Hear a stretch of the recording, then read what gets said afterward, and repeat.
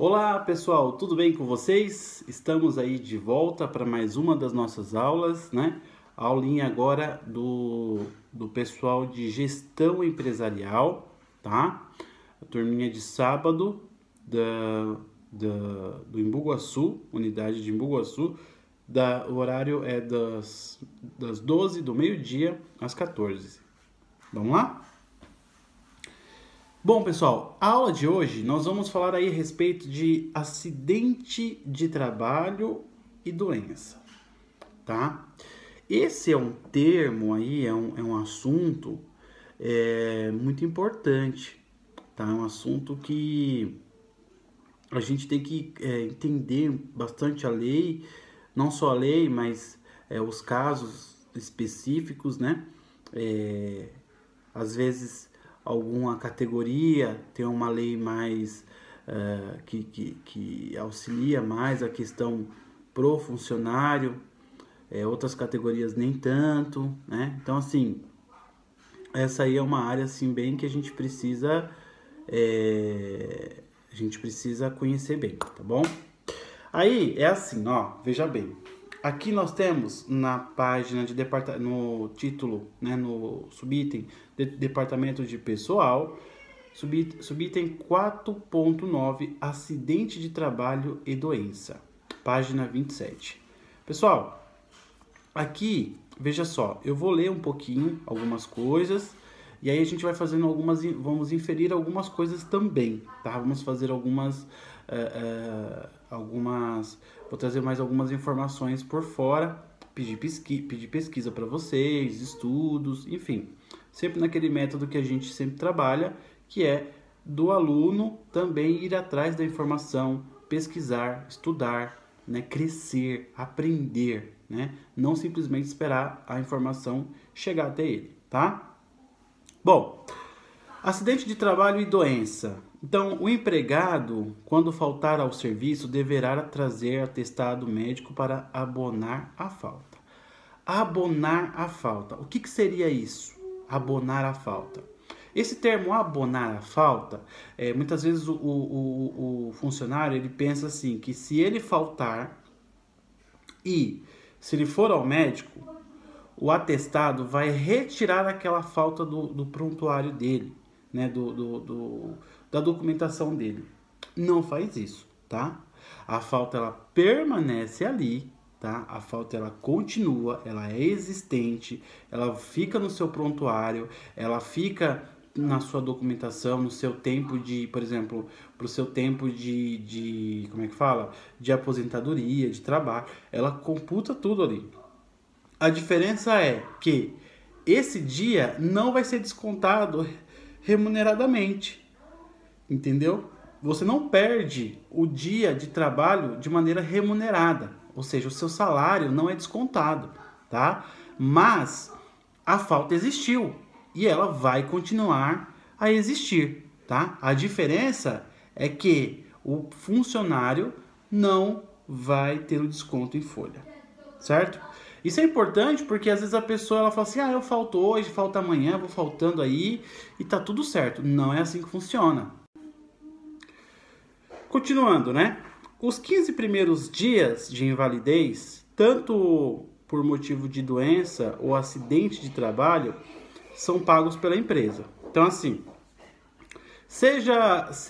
por exemplo, essa lei é uma lei já maior, tá? Uma lei que já vem... ela não pega no âmbito municipal, não é nem municipal, nem estadual. Ela é de âmbito federal. É uma lei que está acima, certo? Ela é uma lei que rege, por exemplo, o Brasil inteiro, certo? Seja qual região for. Então, uma lei de nível, de esfera, que a gente chama de esfera federal, certo? Que diz isso.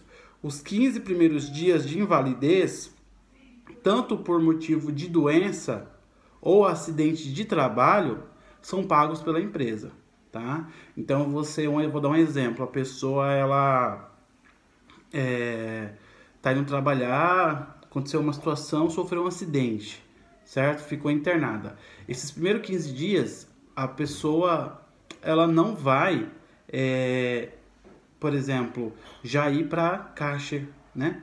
Vai ficar já recebendo um benefício do governo. Não, a empresa vai custear os 15 primeiros dias do atestado dela, certo? Se, por exemplo, a pessoa ficar afastada 14 ou 15 dias, a empresa vai arcar com aquele atestado. Do 16º dia em diante, aí ela já vai, né, ser como é que fala, beneficiada pelo INSS, tá? Então, assim, ela já vai receber um dinheiro, um auxílio do governo, né? Esse auxílio nada mais é, gente, do que todo o desconto que já é feito, já é retirado em folha, tá? Para fins de aposentadoria ou de algum seguro, doença, qualquer coisa assim do tipo. Então, o funcionário, quando ele é registrado, ele já tem um desconto já mensal, tá? Que todo funcionário à base da CLT já paga de impostos para o governo, tá? Referente a essa situação que ele possa passar no futuro aí mais à frente. Tudo bem? Então, os 15 primeiros dias de invalidez, tanto por motivo de doença ou acidente de trabalho, são pagos pela empresa, tá? Aí diz assim, ó, a partir do 16º dia do afastamento, o INSS é que passa a pagar o empregado. Então, a empresa, ela tem um funcionário lá que, por exemplo, sofreu um acidente de automóvel, né, num dia aí qualquer, num domingo, não estava nem trabalhando. Então, a empresa ela vai arcar com esses dias, esses primeiros 15 dias do funcionário, tá? Aí nos próximos dias ele já vai ser segurado do INSS, tá bom? No caso de acidente de trabalho, a empresa deve preencher a CAT. O que é a CAT? Comunicação de acidente de trabalho. A CAT deve ser emitida até o primeiro dia útil seguinte do conhecimento pelo empregador do fatídico, certo? Então, aqui são normas procedimentais mesmo, tá? Então, quem faz isso? A empresa, ela dá entrada nessa papelada e aí, por exemplo, a parte de contabilidade da empresa, ela vai dar prosseguimento, tá? Ou mesmo o departamento de pessoal vai dar prosseguimento com essas situações, com essa questão aí dessa documentação pro beneficiário, no caso, ou funcionário, tudo bem? O FGTS deve ser depositado durante o período que o empregado fica afastado por acidente de trabalho, tá? Então, ele teve um acidente de trabalho, ele vai poder receber esse dinheiro aí que já está ali guardado, né? Já está ali todo mês a mês sendo descontado do salário dele para uma situação como essa. Os casos de acidente de trabalho e doença, por serem imprevisíveis, não obedecem a uma agenda específica, tá? É importante manter um kit com todos os documentos necessários ao atendimento das exigências legais para o caso de acidente de trabalho, pois os prazos concedidos pela lei são muito curtos. Então, por isso que cada funcionário tem a sua documentação, tá? Cada funcionário ele vai ter uma documentação ali, ele vai ter por exemplo, tem empresas que hoje já tem tudo informatizado, né? Então tem tudo informatizado, tem tudo organizado. Já tem empresa que não. Tem empresa que ainda assim tem aquela pastinha do funcionário e ali ela vai guardando a documentação dele, tá? Apesar de que muitas empresas, isso assim, pode parecer ser uma coisa antiga, mas assim, por exemplo, atestado médico, atestado parcial de dia, né? Porque tem um atestado parcial também. Tá? Existem empregos em determinadas áreas o que acontece? Que aceita um atestado pela metade do dia, tá? Ou pela uma parte a menos da metade do dia, certo? Então, assim, essa documentação fica lá em alguma pasta desse funcionário. Tem empresas que deixam tudo junto num arquivo, tudo organizado também. Geralmente as empresas, muitas delas fazem as duas coisas, tá?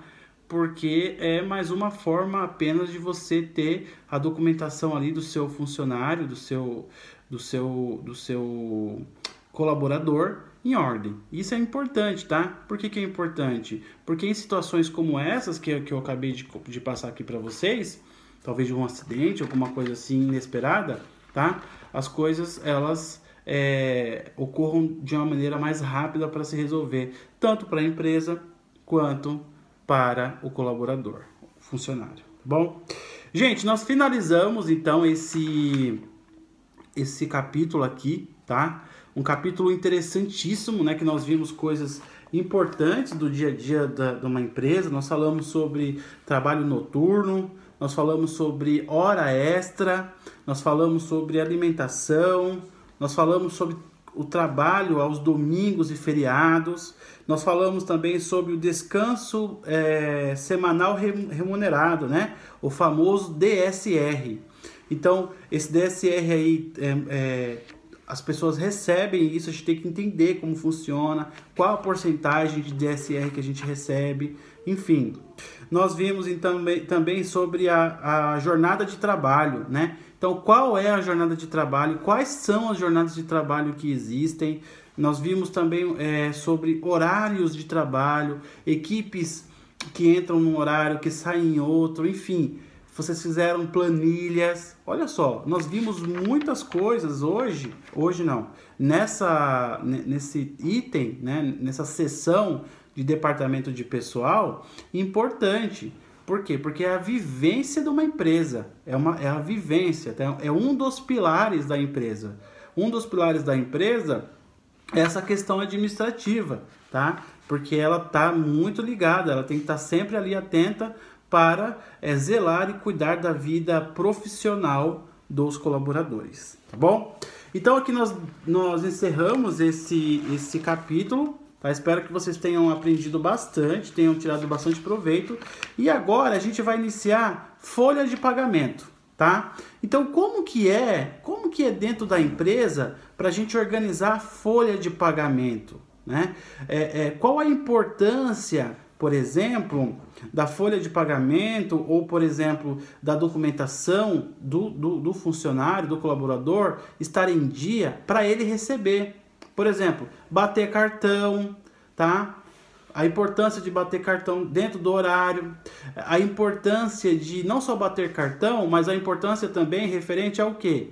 A importância referente por exemplo, a gente assinar algumas empresas, por exemplo, principalmente na área pública, né? Alguns departamentos públicos, tá? Algumas repartições públicas, elas trabalham com o quê? Elas trabalham com ponto, assinatura do ponto, né?